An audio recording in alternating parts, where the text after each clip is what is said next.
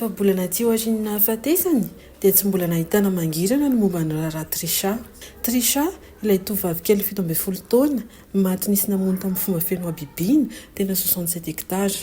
Efa nampelantanana polisy misankina naneloka be vava ny raharaha amin'izao fotoana izao. Mbola mijanona ho tsy ambaratelo kosa nefa ny fanadihadiana. Lazany tsy anaikitra amin'ny farany ireto fianakaviana raha tsy hita ny marina momba ny hafatin'ny zanany. Raha vao nisy voina mavesatra niatra taminay tamin'ny famonoana ankitsirano ny zanakay dia nametraka fitoriana teo anivon'ny brigade criminelle izahay. Dia efa manao ny asany ny brigade criminelle ary izay voangona rehetra hatreto mbola mijanona ho secret professionnel eo anivon'ny brigade criminelle mba ahamora ny anamborana ny tena nahavanon-doza. Araka ny fenitra zany ho tazomina ho tsy ambaratelo ny fianakaviana sy ny brigade criminelle mba ahaingana ny fikaroana zay tsy maintsy mbola ataon'ny brigade criminelle. Cousine ndreny ny atopoko mahita foana ny alahelin'ny cousine ko isan'andro eo amin'ny réseaux sociaux ary tsy hanome azy fa nitsanga tongotra avy any amin'ny toerana lavitra hitadiavako vola any mba hankahery azy sy hanampy azy amin'ny fikaroana satria samby reny izahay mirahavavy. Tsy mipetrapetra-potsiny izahay ary tsy hipetraka raha tsy hita izay tena namonana ny zanakay.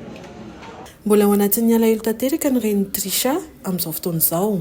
Milatsa-dranomasy matetika izy rehefa mahatsiaro ireo fotoana mamin'ny arahany tamin'ny zanany. Fambangana moa dia misy be satria izy zazany tena proche be surtout affectueux be izy tena misy ary tena ohatrany antsasaka ny fahinako mihitsy zany lehilahy tena mafy nanalabaka teo izy ary zaza fianarana be izy zaza Trisha moa zaza tsy vitan'izy tia fianarana fa zaza tsotra mangina mandefitra foana na amin'ny sosoa na ampianarana zany na an-trano moa izy koa tsy dia misy namana azo le ampianarana ko tsy ampianarana zany izy dia magnano chorale dia an-trano zay dia zaza tsotra izy tia fianarana dia efa nataony priorité mihitsy zany hoe angala baka io izy efa sura mihitsy tsy maintsy afaka baka zay teny napetran'izay zany mahatonga ny fianakaviana rehetra mivory nandritra ny baka sy ny résultat satria fantatra fa mangaingay dadiny grammaire sy ny reniny izay nitaiza azy nanantena hiaraka hijery résultat hiaraka hita zanaka vavy matotra kely azo mention nefa indrisy mantsy ny fisoparany sasany zany miangavy ny mpitondra fanjakana izahay miangavy ny ministèren'ny polisy sy ny ministèren'ny gendarme mba hikaroka satria ianareo no mpiaro anay olombelona ianareo no sécurité publique mba hanampy anay antsakany sy andavany amin'ny fisamborana ny nahavanon-doza fa tsy mora aminay fianakaviana ny laozana zanakay tsy niala nenina fa nivonoana amin'ny fomba feno abibiana ohatr'ireny.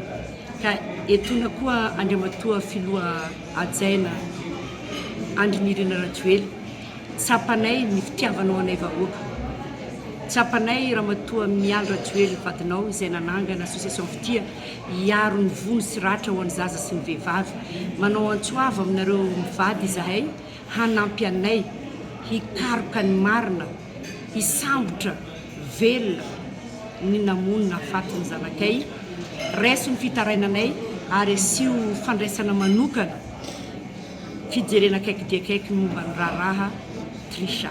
Misaotranao Andriamatoa Filoha, misaotra ny vadinao izay miara-dia aminao ombenombeny manao asa amin'ity firenena ity. Manantena valim-pangatahanay ary manantena tsy ho ela zahay ho voasambotra velona ary hiatra amin'izay nahavanon-doza ny lalàna. Misaotra antsika rehetra tompoko.